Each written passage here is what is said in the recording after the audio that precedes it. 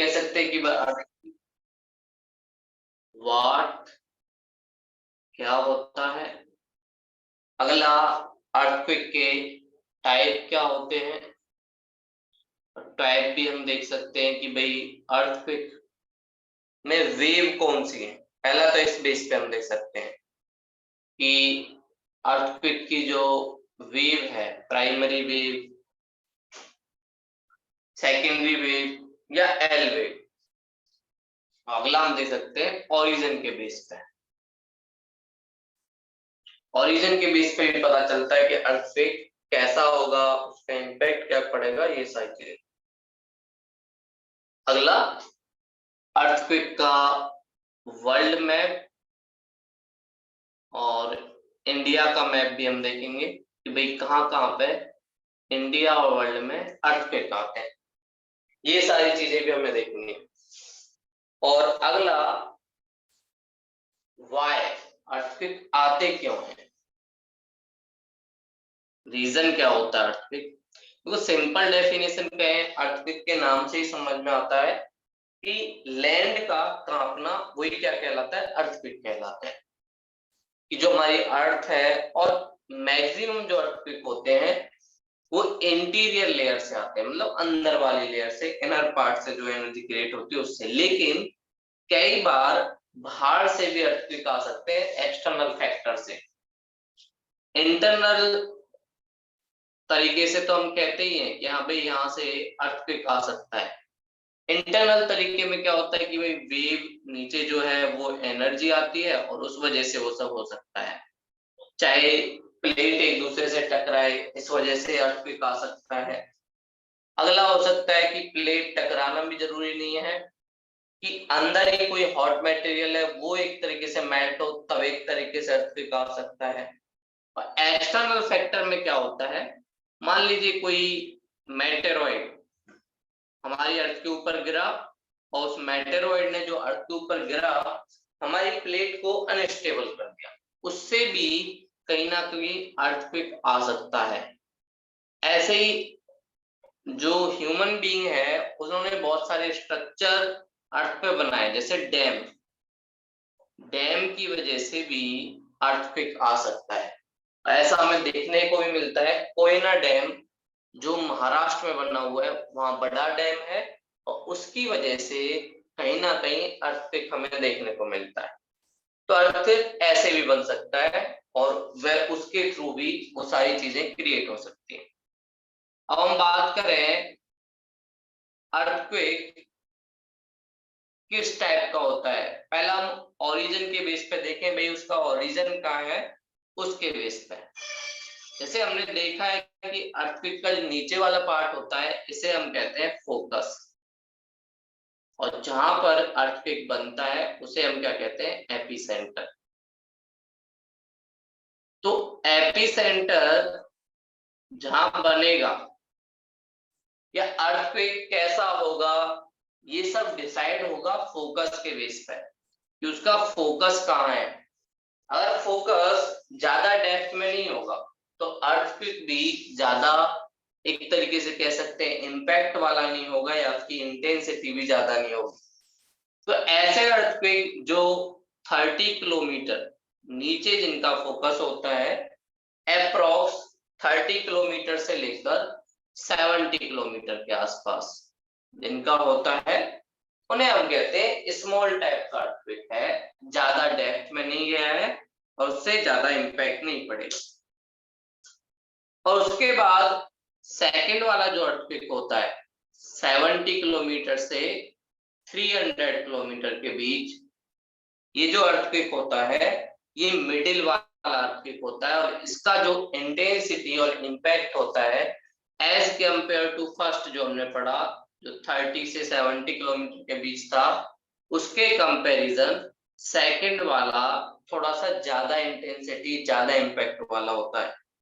तो हम लोगों को जब भी पता करना होता है कि भाई अर्थक्वेक से इम्पैक्ट क्या पड़ेगा, क्या वहां के आसपास की लाइफ पे इम्पैक्ट पड़ेगा, तो उसके लिए हम लोग क्या करते हैं, ये देखते हैं कि अर्थक्वेक का फोकस कितने डेप्थ में है। अगर अर्थक्वेक का फोकस डेप्थ में है तो इसका मतलब उसका इम्पैक्ट ज्यादा पड़ेगा। और उसका रीजन है, डेप्थ में जाएगा तो हॉट मटेरियल ज्यादा है, और उस हॉट मटेरियल से ज्यादा एनर्जी क्रिएट होगी, और जब ज्यादा एनर्जी क्रिएट होगी तो ये मिडिल वाला जो अर्थक्वेक है ये हमको ज्यादा एक तरीके से नुकसान पहुंच सकता है।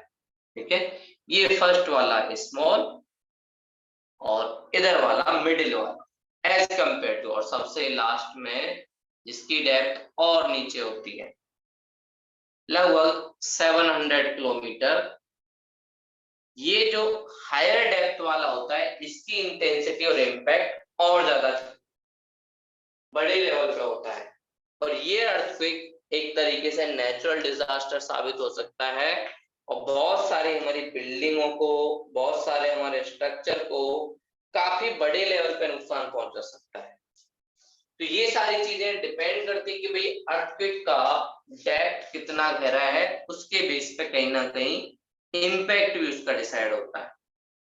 और हम बात करें कि भाई इसका इम्पैक्ट अर्थक्वेक का और किस चीज पर डिसाइड होता है, एक तो हमने देख लिया कि डेप्थ अर्थक्वेक का कितना है इस पर डिसाइड होता है।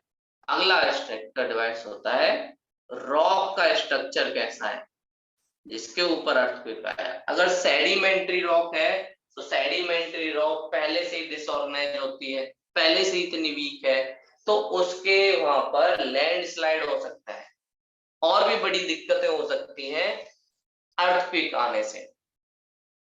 अगला वेव। वेव कौन सी जो हम सेकंड जो टैब देखे तो मेजरली 3 वेव में दिखाई देती है, प्राइमरी वेव, अगला सेकेंडरी वेव, दूसरा एल वेव जिसे लव वेव भी कहते हैं। ये 3 वेव के बेस पे अर्थक्वेक हमें दिखाई देता है। और ये वेव कैसे जनरेट होती है, अर्थक्वेक के फोकस से पहले एनर्जी रिलीज होगी, और वो फोकस हो सकता है ऊपर की तरफ हो, अपर लेयर में हो सकता है, मिडिल लेयर में हो सकता है डेप्थ में हो, और फिर उसके बाद ये एपी सेंटर तक जाता है ऊपर के पास अर्थ के सरफेस से, और यहीं से लेयर बनना स्टार्ट होती है वेव्स। तो सबसे पहले जब वहां पर टकराता है तो जो पहली वेव निकलती है उसे कहते हैं पी वेव, प्राइमरी वेव। और प्राइमरी वेव हमने देखा भी था, इसकी जो डायरेक्शन होती है कैसी होती है, लॉन्गिट्यूड वेव की तरह, ऐसे पी वेव चलती है।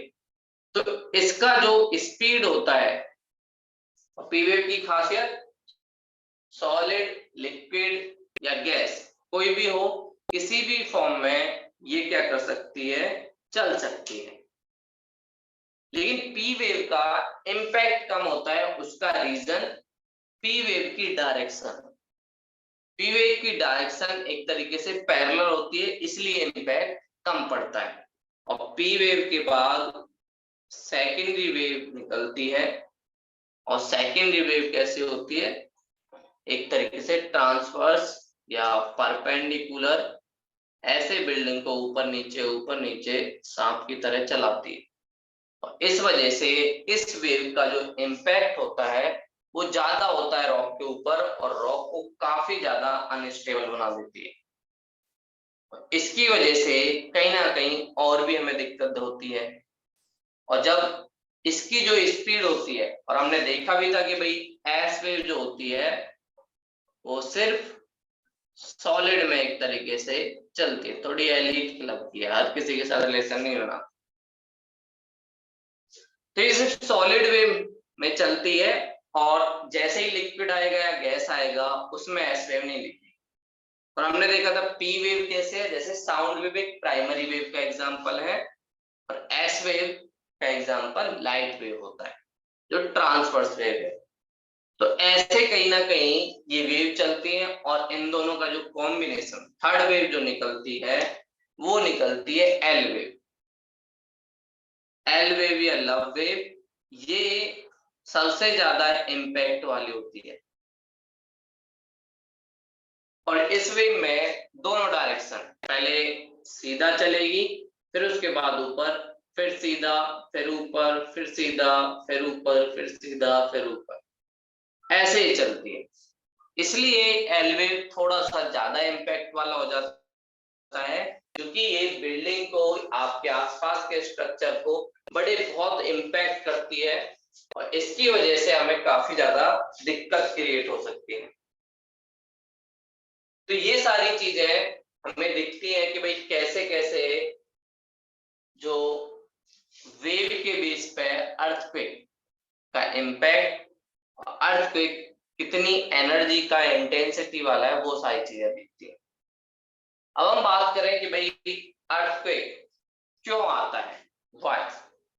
तो हमने जो कल प्लेट टेक्टोनिक थ्योरी पढ़ी थी, उसी के थ्रू हम जा सकते हैं कि भैया देखो, और कॉन्टिनेंट ड्रिफ्ट थ्योरी पढ़ी थी, उसमें भी बताया गया था कि जो प्लेटें हैं वो अभी भी चल रही हैं, और हमारी अर्थ अनस्टेबल प्लेनेट है, स्टेबिलिटी नहीं है। कभी माउंटेन डेवलप होगा, तो कभी प्लेटू डेवलप होगा, कभी प्लेन डेवलप होगा। इस वजह से जो अर्थ की प्लेट है अनस्टेबल हो जाती है, और प्लेट टेक्टोनिक थ्योरी के थ्रू हमने देखा कि भाई ये प्लेटें हैं एक दूसरे से या तो दूर जा सकती है, जिसे हम कहते हैं डाइवर्जेंस, या एक दूसरे के पास आ सकती है, जिसे हम कहेंगे कन्वर्जेंट, या एक दूसरे के पैरेलल चल सकती है, जैसे ट्रांसफॉर्म बाउंड्री।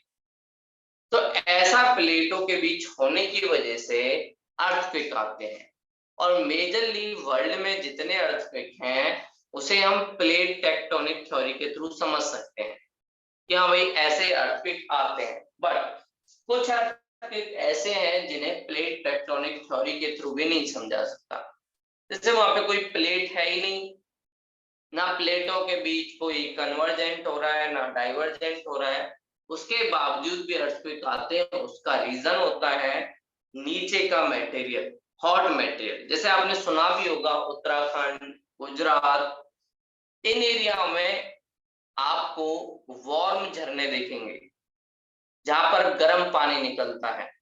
तो गर्म पानी नीचे से तभी निकलता है जब वहां पर हॉट पॉइंट होंगे, और उन हॉट पॉइंट की वजह से ही वहां पर गर्म पानी निकलता है।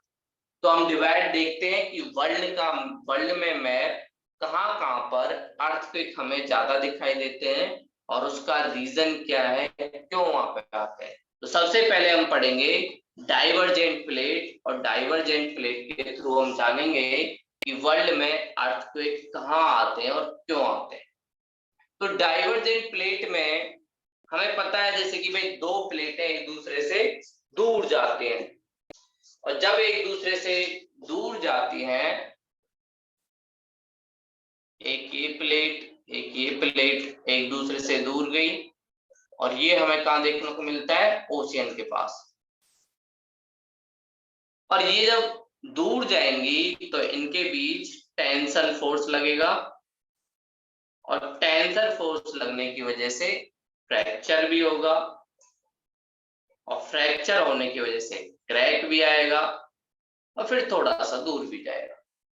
ये सारी चीजें हमें डाइवर्जेंट प्लेट में दिखती हैं, और इस डाइवर्जेंट प्लेट की वजह से जब यहाँ का टेम्परेचर हाई होगा, उसका रीजन प्रेशर कम, क्योंकि थोड़ा सा एरिया ओपन हो गया, तो प्रेशर कम हुआ, टेम्परेचर ज्यादा हुआ, इस वजह से यहाँ नीचे वाला जो मेग्मा है वो ऊपर की तरफ आएगा, और ऊपर की तरफ जब ये आएगा तो लेयर्स को तोड़ते हुए आएगा, और लेयर्स को जब तोड़ते हुए आएगा तो कहीं ना कहीं इस मेग्मा वॉल्केनिक एक्टिविटी की वजह से अर्थक्वेक आएगा। और इस एरिया में जो अर्थक्वेक हमें देखने को मिलते हैं, यहाँ पर आपको ओरिजिन जो होगा डेप्थ में भी होगा, साथ में अपर लेयर में भी होगा, और मिडिल लेयर, तीनों लेवल पे मिलेगा। पहली बार जब ये सबडक्शन होगा, जो भारी प्लेट है वो नीचे की तरफ जाएगी, उस टाइम एक तरीके से लेयर को तोड़ेगी, उस टाइम भी अर्थक्वेक आएगा अपर लेयर में। फिर धीरे धीरे नीचे की तरफ जाएगी तो मिडिल लेयर में, और फिर जब इसका ओरिजिन नीचे से ऊपर तक होगा तो डेप्थ वाला जो लेयर वाला है वहां पर भी हमें अर्थक्वेक दिखेगा। तो एक तरीके से तीनों टाइप के अर्थक्वेक यहाँ पे दिखेंगे, और फिर उसके बाद यहाँ पर प्राइमरी वेव, उसके बाद सेकेंडरी वेव, उसके बाद टर्सरी वेव, ये तीनों हमें दिखाई देंगे। इसका एग्जाम्पल हमें कहाँ पे दिखता है?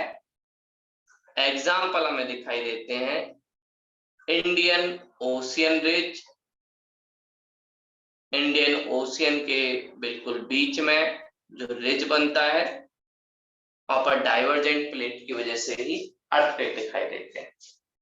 अगला पैसिफिक ओशियन रिज, उसमें भी हमें दिखाई देता है, और पैसिफिक ओशियन में जापान, फिलीपींस, ये आइलैंड जो बने हैं वो इसी का एग्जाम्पल है, पैसिफिक ओशियन रिज। अगला अटलांटिक ओशियन रिज, जो नॉर्थ अमेरिका, साउथ अमेरिका और साथ में यूरोप, इन दोनों के बीच में जो ओशियन है वो हमें बताता है कि भाई कहाँ का है साइड। तो इस रिज के पास हमें ये सारी चीजें दिखाई देंगी, और क्योंकि जो ओशियन लेयर होती है वो बसाल्ट से बनती है, तो वहां से नीचे वाला जो पार्ट है वो बसाल्ट के रूप में ऊपर की तरफ आएगा, और उस रॉक के स्ट्रक्चर का डेवलपमेंट। तो ये हमने टेक्टोनिक थ्योरी के थ्रू डाइवर्जेंट प्लेट में कहाँ अर्थक्वेक आएगा, ये सारी चीजें जानी, और कहीं ना कहीं इस मैप को जाना। और हम देखते भी हैं, कल भी हमने देखा कि कैसे किस किस एरिया में वो सीढ़ियां सी हमें दिख रही थी कि कैसे बीच में एक तरीके से रिज बना हुआ है। तो ये सारी चीजें इसमें होती है। अगला जो हमारा प्लेट आता है वो आता है कन्वर्जेंट प्लेट, और कन्वर्जेंट प्लेट में हमने 3 पार्ट में उसे डिवाइड किया था। कन्वर्जेंट मतलब जब प्लेटें एक दूसरे से टकराएं तो उसे कन्वर्जेंट प्लेट कहते हैं। इसमें सबसे पहले हमें जो दिखता है कि भैया एक ओशियन प्लेट, दूसरा कॉन्टिनेंट, ये पैसिफिक ओशियन, इधर North America, South America continent. इन दोनों के बीच जब कन्वर्जेंट होता है तो कहीं ना कहीं पैसिफिक जो प्लेट है वो नीचे की तरफ जाती है, और जब नीचे की तरफ जाएगी तो नॉर्थ अमेरिकन प्लेट की जो नीचे वाला पार्ट है उसको तोड़ेगी, तो स्मॉल टाइप के जो अर्थक्वेक है वो आना स्टार्ट होंगे।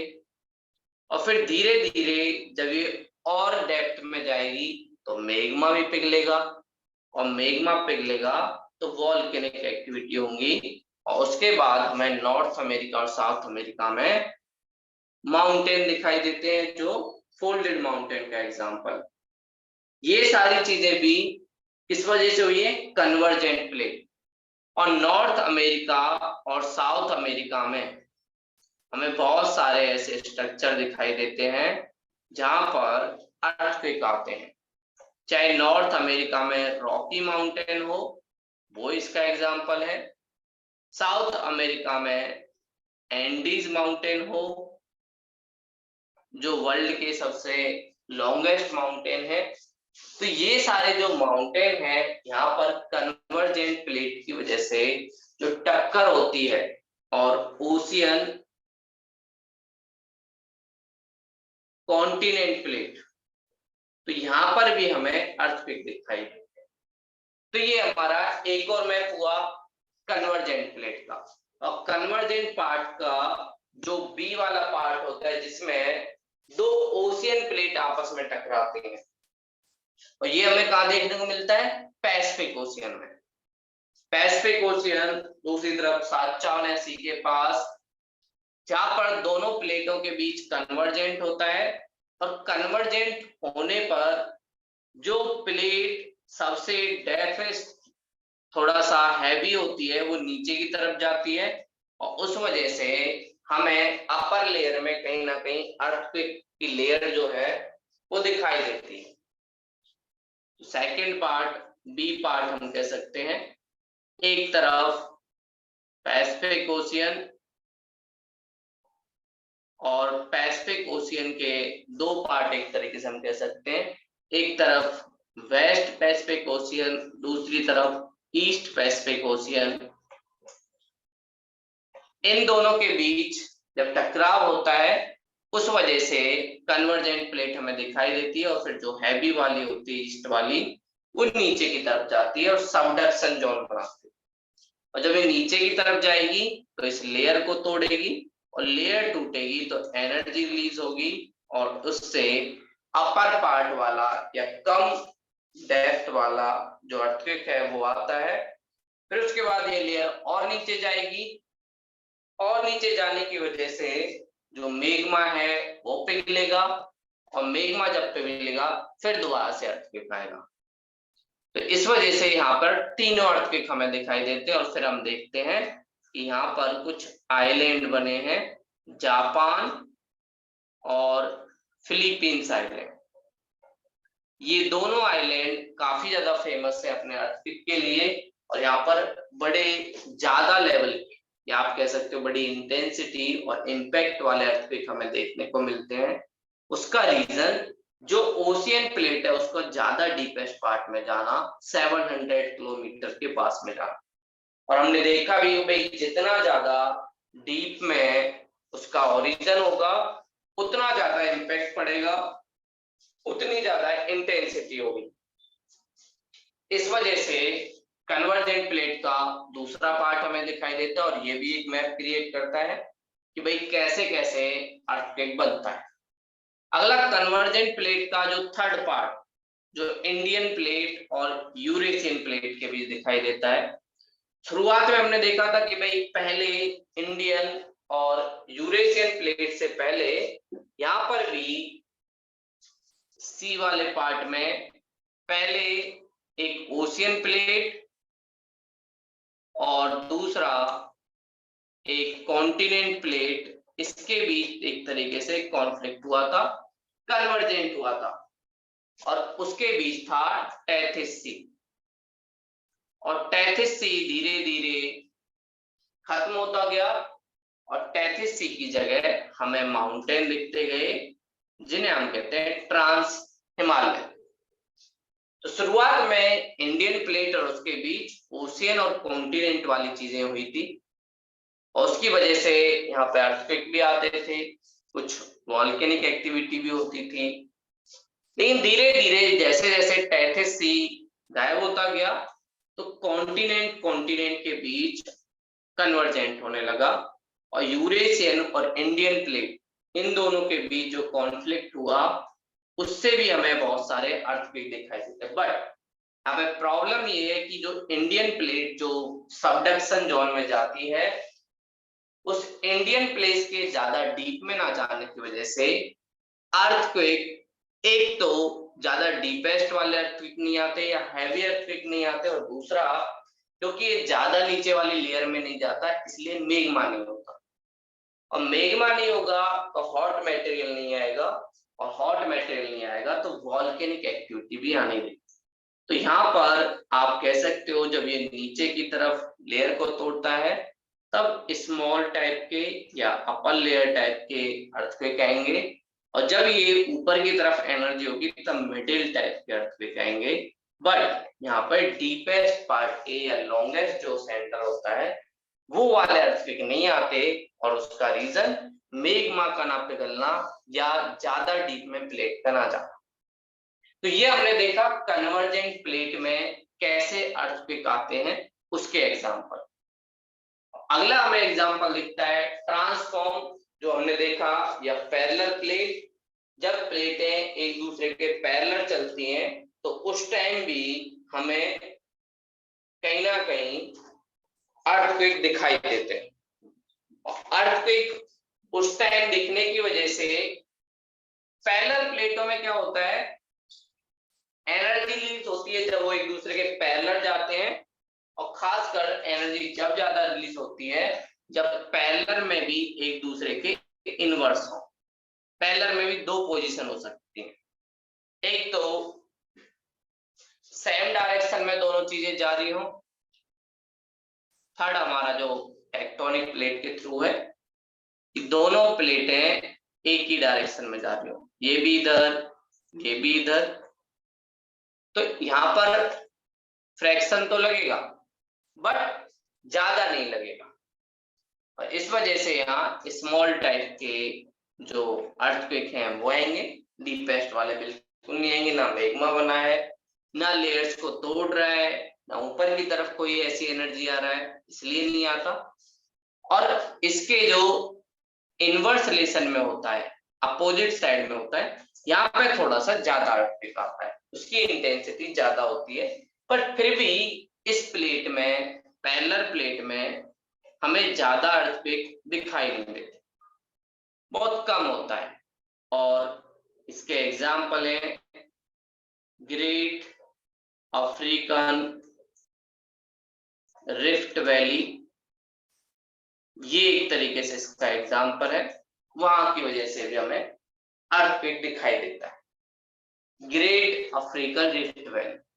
तो ये प्लेट टेक्टोनिक थ्योरी के थ्रू अर्थक्वेक के कुछ मैप थे जो हमें दिखाई देते हैं अलग अलग जगह, और क्या उसका ओरिजिन था, कैसे अर्थक्वेक बना, वो सारी चीजें एक बार फिर से मैं रिकॉल करा देता हूँ कि कहाँ कहाँ हमने देखा। डाइवर्जेंट प्लेट की वजह से हमने कुछ रिजेस देखी, जिसमें इंडियन ओशियन, पैसिफिक ओशियन आपसे मैच करने के लिए आता है कई बार ये, और साथ में ही अटलांटिक ओशियन, ये 3 रिज हमने देखी डाइवर्जेंट प्लेट से। अगला हमने जब कन्वर्जेंट प्लेट किया, तो कन्वर्जेंट प्लेट में जो पहला हमारा था ओशियन और कॉन्टिनेंट, उसकी वजह से हमने north America, Rocky mountain, south America, Andes mountain, वहां पर भी अर्थक्वेक देखे। फिर उसके बाद जब हमने कन्वर्जेंट प्लेट का अगला पार्ट देखा, जहां पे 2 ओशियन आपस में एक तरीके से कॉन्फ्लिक्ट कर रहे हैं, वो हमने कहां पे देखा, जापान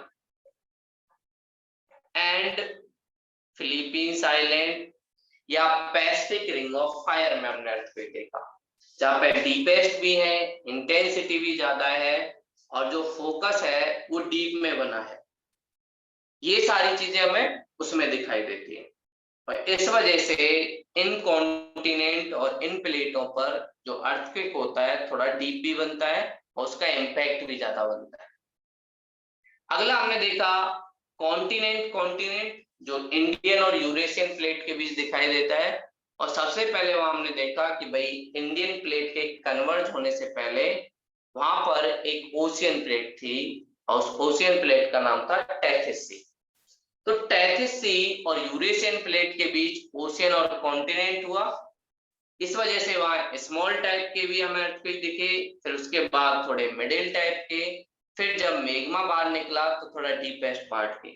लेकिन कुछ टाइम के बाद जब टेथिस सी खत्म हो गया, उसके बाद कहीं ना कहीं कॉन्टिनेंट कॉन्टिनेंट के बीच कॉन्फ्लिक्ट क्रिएट हुआ, और उसके बाद एनर्जी क्रिएट होने की वजह से तो यहाँ पर हमें मिडिल और एक तरीके से अपर लेयर वाले जो अर्थक्वेक है वो दिखाई देते हैं, और ये इंडियन प्लेट और यूरेशियन प्लेट के बीच कन्वर्जेंट जो प्लेट होती है उसकी वजह से दिखाई देते हैं। अगला हमने देखा ट्रांसफॉर्म बाउंड्री या पैरेलल बाउंड्री, जहां पे 2 लेयर एक दूसरे के पैरेलल जाती है। अगर सेम डायरेक्शन में है तो ज्यादा एनर्जी क्रिएट नहीं होती, कम लेवल पे एक एनर्जी और स्मॉल टाइप के अर्थक्वेक हमें दिखाई देंगे। लेकिन अगर ज्यादा डीप में है तो स्मॉल नहीं, थोड़े अपर टाइप के अर्थक्वेक हमें दिखाई देंगे, जिसमें एनर्जी थोड़ी सी ज्यादा हो। बट यहाँ पर क्योंकि ना तो सबडक्शन हो रहा है किसी प्लेट का, ना यहाँ पर कोई मैग्मा है, इसलिए ज्यादा इम्पैक्ट वाले या ज्यादा इंटेंसिटी वाले अर्थक्वेक हमें नहीं दिखाई देते। तो ये वर्ल्ड में डिफरेंट डिफरेंट जगह अर्थक्वेक के कुछ जोन है या अर्थक्वेक का मैप है जो हमने देखा। और एक बार मैं आपको मैप में भी दिखा देता हूँ, आप लोगों के पास भी ऑक्सफोर्ड वाली होगी, तो आप लोग भी देखना। तो वर्ल्ड का मैप कहीं ना कहीं आप लोग अर्थक्वेक का मैप इस प्लेट टेक्टोनिक थ्योरी के थ्रू ही देख सकते हैं। कुछ चीजें हॉट स्पॉट की तरह, उनको हम अलग से देखेंगे कि भाई वहां पर अर्थक्वेक क्यों आता है, और कुछ चीजें हमें इसकी वजह से ही दिखाई देती है। तो आप लोग देखोगे, तो यहां से हम स्टार्ट करें नॉर्थ अमेरिका, तो नॉर्थ अमेरिका में ये वाला जो जोन है, ये वाला जो जोन है, ये रॉकी माउंटेन वाला जोन है, और यहाँ पर हमने देखा कन्वर्जेंट प्लेट की वजह से अर्थक्वेक आए। और कन्वर्जेंट प्लेट में क्या, इधर वाली पैसिफिक ओशियन प्लेट, इधर वाली नॉर्थ अमेरिकन प्लेट, इस वजह से रॉकी माउंटेन और इसका डेवलपमेंट हुआ, और यहाँ पर हमें अर्थक्वेक दिखाई देते हैं। चाहे ऊपर आप अलास्का देखो या कनाडा वाला देखो, इस पूरे कॉन्टिनेंट में आपको ये दिखाई देगा। नीचे साउथ अमेरिकन प्लेट में भी यही होता है, जहां पर एक ओशियन प्लेट और कॉन्टिनेंट प्लेट आपस में टकराती है, और उस वजह से साउथ अमेरिकन प्लेट में हमें अर्थक्वेक की एक चेन पूरी दिखाई देती है, जहां पर एंडीज माउंटेन है। फिर हमने देखा कि भाई इंडियन प्लेट और इधर, तो आप देखेंगे हिमालय वाले जोन में भी हमें अर्थक्वेक दिखाई देते हैं, और उसका मेन रीजन कन्वर्जेंट प्लेट का होना। इंडियन प्लेट अभी भी चल रही है और धीरे धीरे नीचे जाती है, लेकिन ज्यादा हैवी ना होने की वजह से ज्यादा डीप वाले पार्ट में नहीं जाती, और इस वजह से हमारे यहाँ डीपेस्ट या ज्यादा नीचे फोकस वाले जो अर्थक्वेक है वो नहीं दिखाई देते। ये पैसिफिक रिंग ऑफ फायर है, जहां पर आप देखेंगे जापान, फिलीपींस, सबसे ज्यादा अर्थक्वेक इसी वाले साइड में दिखते हैं, और साथ में इंडोनेशिया का जो आइलैंड है, जिससे हमारा अंडमान निकोबार जो आइलैंड है वो भी जुड़ा हुआ है। यहाँ पर भी कन्वर्जेंट प्लेट, लेकिन दो ओशियन प्लेट के बीच कन्वर्जेंस होता है, इस वजह से अर्थक्वेक दिखाई देते हैं। अगला आप देखेंगे तो ये अटलांटिक ओशियन रिज है, जिसमें डाइवर्जेंट प्लेट की वजह से अटलांटिक ओशियन में जो ये सारी सीढ़ियां दिख रही हैं, वहां पर आपको अर्थक्वेक दिखाई देगा। ये इंडियन ओशियन रिज है। इस इंडियन ओशियन में डाइवर्जेंट प्लेट की वजह से जब एक तरीके से टेंशन फोर्स लगता है, तो प्रेशर कम होता है, टेम्परेचर बढ़ता है, और तब अर्थक्वेक आता है। और इधर वाली साइड जो पैसिफिक ओशियन है, यहाँ पर भी हमें ये चीजें देखने मिलती है। और ये great rift valley of Africa, यहाँ पर आपको पैरेलल प्लेट की वजह से कहीं ना कहीं दिखाई देता है कि भाई कैसे अर्थक्वेक आते हैं। तो यहाँ पे पैरेलल प्लेट की वजह से, और ये मेडिटेरियन सी वाला जो जोन है, यहाँ पर कुछ छोटी प्लेटें हैं, और यहाँ पर भी कहीं ना कहीं ओशियन और कॉन्टिनेंट प्लेट के बीच कन्वर्जेंस होता है, और उसके बाद आपको अर्थक्वेक दिखाई देता है। तो ये कुछ जोन है जो हमें प्लेट टेक्टोनिक थ्योरी के थ्रू दिखाई देते हैं। तो आप लोग भी अपने मैप में एक बार देखना, तो आपको पता चलेगा। कई बार अक्सर आपसे पूछा जाएगा कि वर्ल्ड के अर्थक्वेक मैप को बताओ, या तो मेंस में क्वेश्चन पूछा जा सकता है, या आप लोगों से प्री में पूछा जा सकता है कि भाई कन्वर्जेंट प्लेट की वजह से कहाँ कहाँ पे अर्थक्वेक आते हैं, उसके सबसे बेस्ट एग्जांपल कौन कौन से हैं, और वहां पर क्या बनता है, फोल्डेड माउंटेन बनता है या नॉर्मल माउंटेन बनते हैं। ये सारी चीजें भी पूछी जा सकते हैं। तो आप लोग एक बार खुद भी मैप देख लेना, और इसका मैं फोटो भी सेंड कर दूंगा ग्रुप में, तो उसमें भी आप लोग देख लेना। तो ये हमारे अर्थक्वेक के कुछ जोन थे, जहां जहां पर हमने अर्थक्वेक देखा। ठीक है, और अर्थक्वेक के बारे में जाना कि भाई अर्थक्वेक क्यों आता है, अर्थक्वेक होता क्या है, और वर्ल्ड में इसका मैप क्या है, और प्लेट टेक्टोनिक थ्योरी के थ्रू कैसे हम वर्ल्ड में इसके मैप को समझ सकते हैं। अगली बात आती है टेक्टोनिक थ्योरी, कुछ एक्सेप्शन है। तो बहुत जगह ऐसी हैं जिसमें टेक्टोनिक थ्योरी इन्वॉल्व नहीं होती, और उन्हें हम कहते हैं हॉट स्पॉट। हमारी अर्थ के नीचे बहुत सारे ऐसे हॉट स्पॉट है जहां पे टेम्परेचर काफी ज्यादा होता है, और टेम्परेचर ज्यादा होने की वजह से वहां से भी कुछ वेव का निकलना होता है, चाहे प्राइमरी वेव हो या एस वेव हो, और उस वजह से जब वो वेव ऊपर की तरफ आती है, तो कई बार हो सकता है वॉल्केनिक एक्टिविटी हो जाए, और कई बार हो सकता है कि वॉल्केनिक एक्टिविटी जब होंगी, तो इसका मतलब जो नीचे वाली लेयर है, उस लेयर को तोड़ के कहीं ना कहीं मैग्मा आएगा। तो पहले जब ये मैग्मा लेयर को तोड़ता है, उस टाइम अर्थक्वेक आता है, और उसके बाद जब वॉल्केनिक एक्टिविटी आती है, उस टाइम भी इस मैग्मा की वजह से अर्थक्वेक आता है। तो ये हॉट स्पॉट कहीं भी हो सकते हैं, किसी कॉन्टिनेंट के पास भी हो सकते हैं, किसी ओशियन प्लेट में भी हो सकते हैं, अपर वाले जो पार्ट है, हाईएस्ट माउंटेन है, वहां पर भी एक तरीके से हो सकते हैं। जैसे हमें उत्तराखंड में बहुत सारे ऐसे गर्म जो झरने हैं वो दिखाई देते हैं, जहां पे आपको वार्म वाटर मिलेगा। ऐसा ही आप देखेंगे ओशियन में भी बहुत सारे प्लेस है जहाँ पे वार्म वाटर मिल रहा है। तो वाटर गर्म हो रहा है किसकी वजह से? अर्थक्वेक की रेडिएशन या फिर मेग्मा जो अंदर से आ रहा है उसकी वजह से।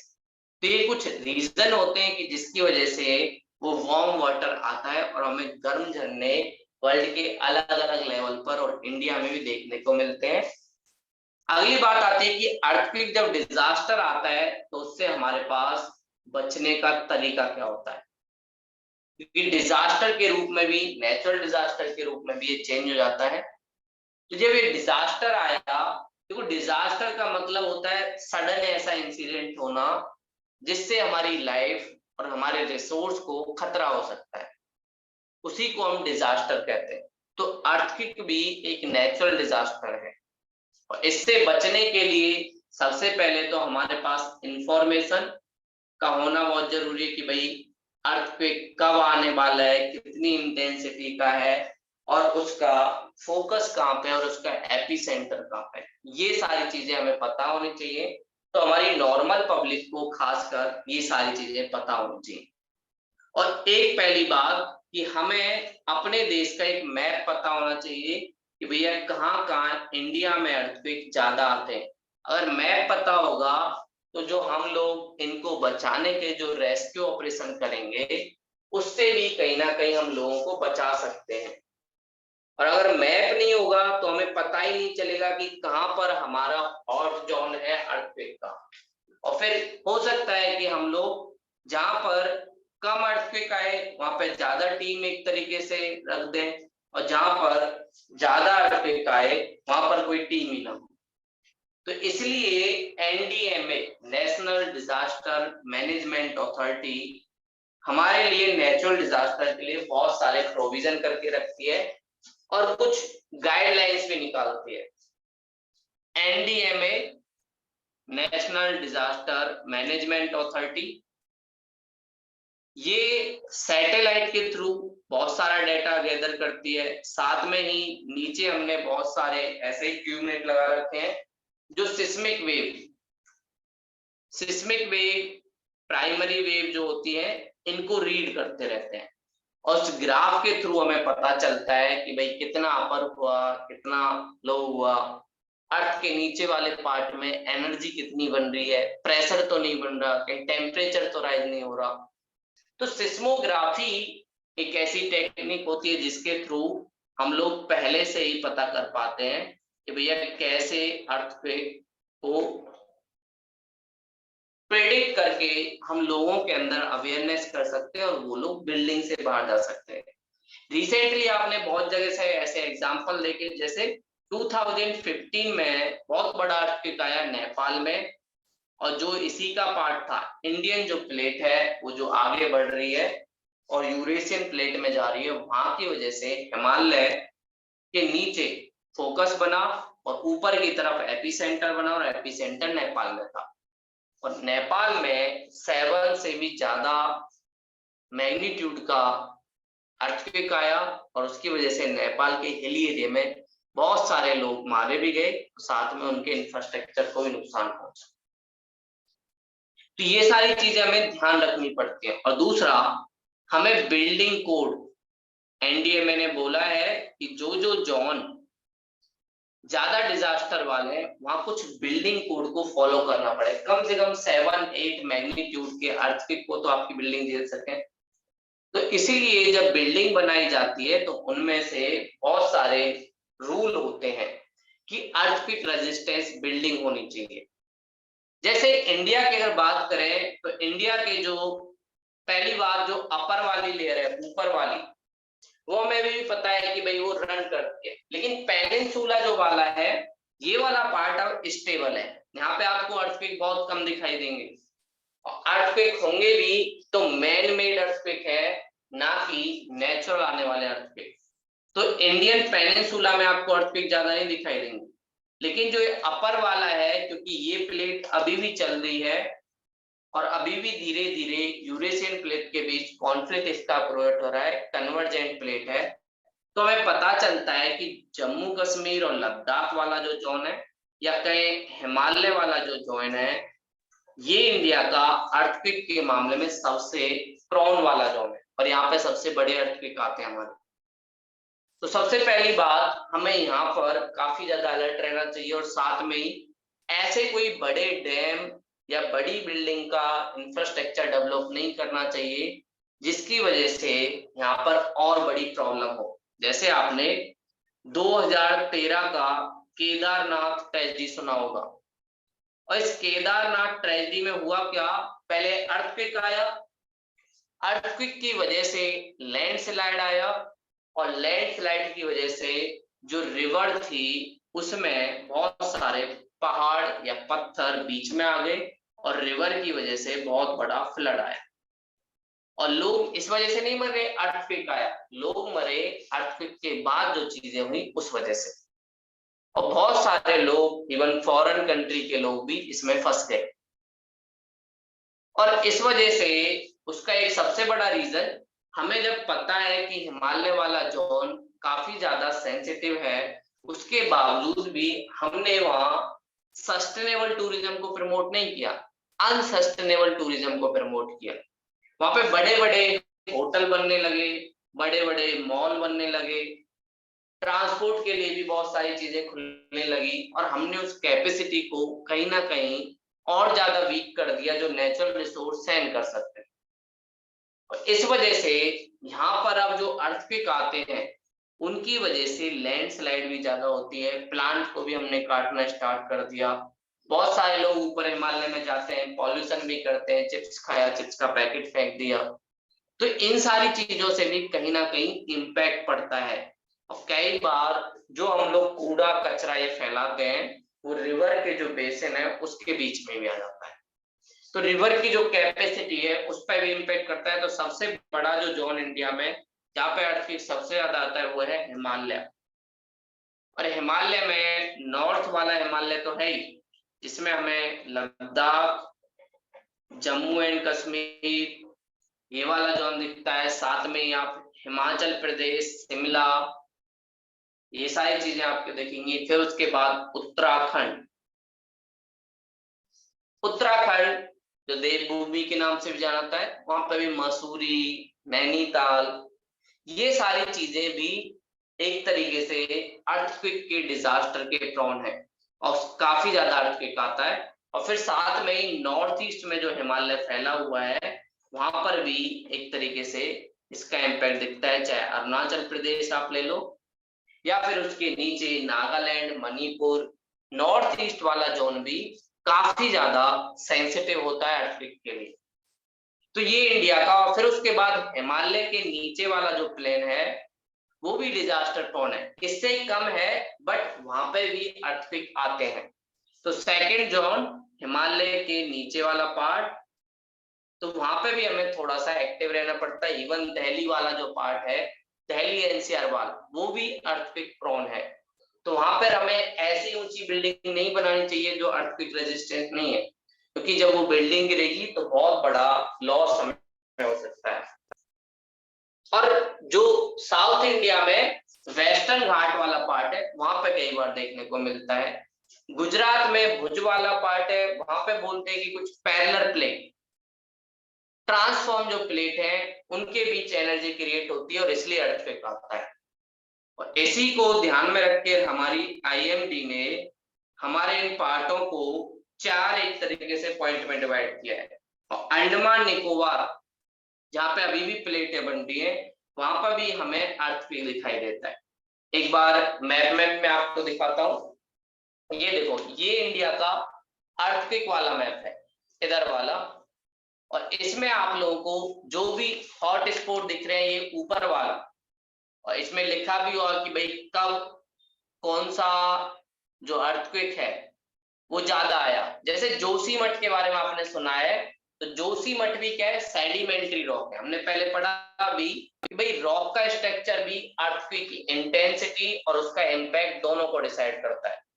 ठीक है, तो ऐसे ही आप लोग देखेंगे ये ज्यादा ग्रीन वाला पार्ट है नॉर्थ ईस्ट वाला जोन, और साथ में हिमालय वाला जो पार्ट है ये सारा अर्थक्वेक के प्रोन काफी ज्यादा है। इवन बिहार के जो नीचे हिमालय है, नेपाल वाले पार्ट से नीचे है, उत्तराखंड वाला जोन है, ये सारा पार्ट।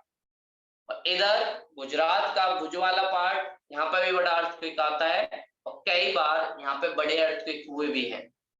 और उसके बाद उसके नीचे वाला जोन, जो हिमालय के नीचे वाला जोन है, वो सेकंड नंबर पे आता है। जो हिमालय वाला है अब 8 के मैग्नीट्यूड से ज्यादा वाला है, और फिर उसके नीचे वाला कम वाला है, और फिर उसके नीचे और लेयर देखोगे राजस्थान, वेस्टर्न उत्तर प्रदेश, उसमें थोड़ा और कम हो जाता है। आप कह सकते हो 7 to 8, या नीचे वाला जो जोन है वो और 6 to 7। और ये जो येलो एरिया दिख रहे हैं यहाँ पर अर्थक्वेक इंडिया में नहीं आता, या आता भी है तो उसका मैग्नीट्यूड काफी कम होता है। ये डिजास्टर से काफी कम प्रोन वाले अर्थक्वेक वाले जोन है।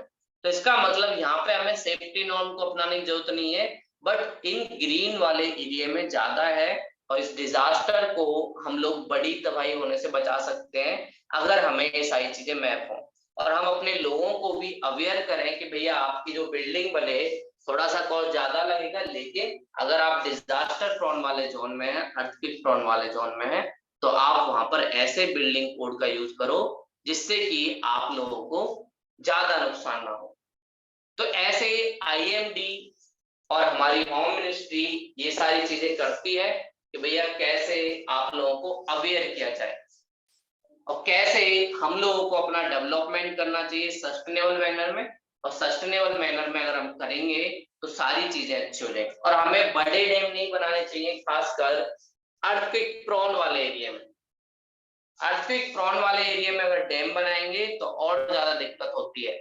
और 2013 की केदारनाथ ट्रेजेडी में ये हुआ था कि जो वहां पे डैम था वो डैम भी टूटा था, और डैम की वजह से भी दिक्कत हुई थी। तो ये सारी चीजें हमें नहीं करनी चाहिए, या बड़ी बिल्डिंग स्ट्रक्चर नहीं बनाना चाहिए। अर्थक्वेक के बाद जो अगला हमारा टॉपिक आएगा वो आएगा वॉल्केनिक एक्टिविटी। अर्थक्वेक तो हमने देख लिया इंडिया में, वर्ल्ड में उसका मैप भी देखा, अर्थक्वेक होता क्या है वो भी देखा। अब हम लोग देखेंगे वॉल्केनिक एक्टिविटी। देखो वॉल्केनिक एक्टिविटी होता क्या है, अर्थ के नीचे वाली लेयर में जो हॉट मटेरियल होता है जिसे हम क्या कहते हैं, मेग्मा। ये मेग्मा जब धीरे धीरे या तो टेम्परेचर इंक्रीज हो जाए या प्रेशर कम हो जाए, इस वजह से ये मेग्मा ऊपर की तरफ जब आता है तो उसे हम क्या कहते हैं, लावा। और ये पूरा जो प्रोसेस है, इस प्रोसेस को ही हम क्या कहते हैं, वॉल्केनिक एक्टिविटी। तो अर्थ के इंटीरियर लेयर से हॉट मटेरियल का ऊपर की तरफ आना या नीचे ही उसका डिपोजिशन होना, यही हमें क्या कहलाता है, ये पूरा प्रोसेस वॉल्केनिक एक्टिविटी कहलाता है।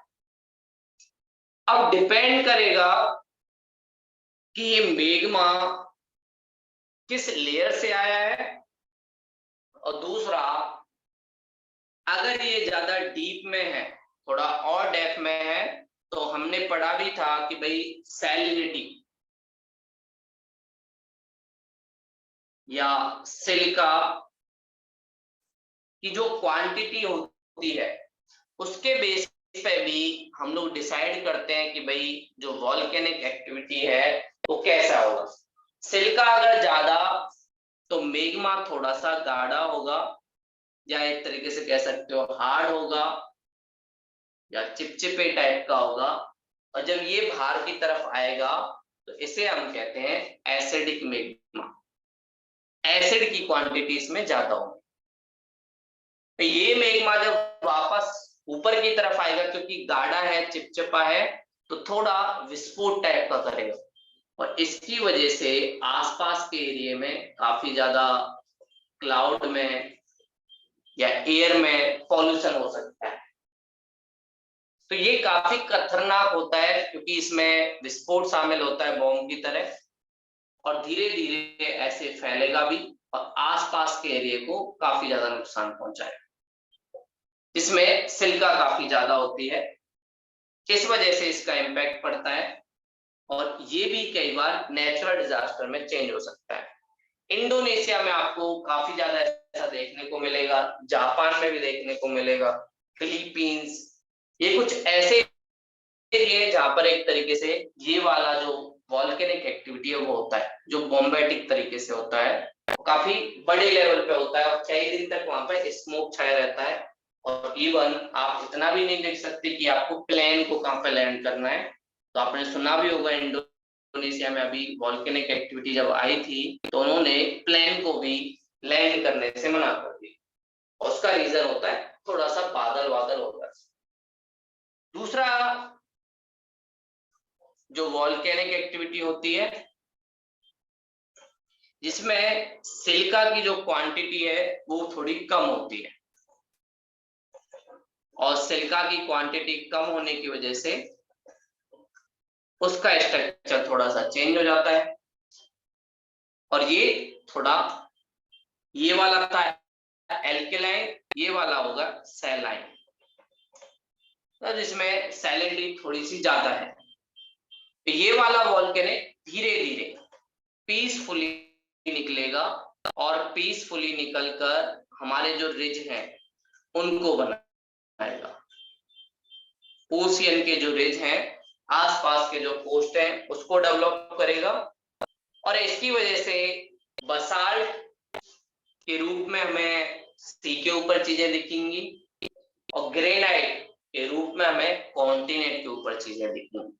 ये दोनों चीजों को ये डेवलप करता है। इस वॉल्केनिक मैग्मा की वजह से ही हमारे अर्थ पर बहुत सारी चीजें आपको देखने को मिलती हैं। तो ये वाली चीजें हम जब कल की क्लास होगी तो उसमें पूरा देखेंगे और साथ में जानेंगे भी कि क्यों ऐसा होता है, और वर्ल्ड में वॉल्केनिक एक्टिविटी का मैप क्या क्या है। ठीक है, ये सारी चीजें हम कल की क्लास में जानेंगे। तो नेहा जी समझ आया?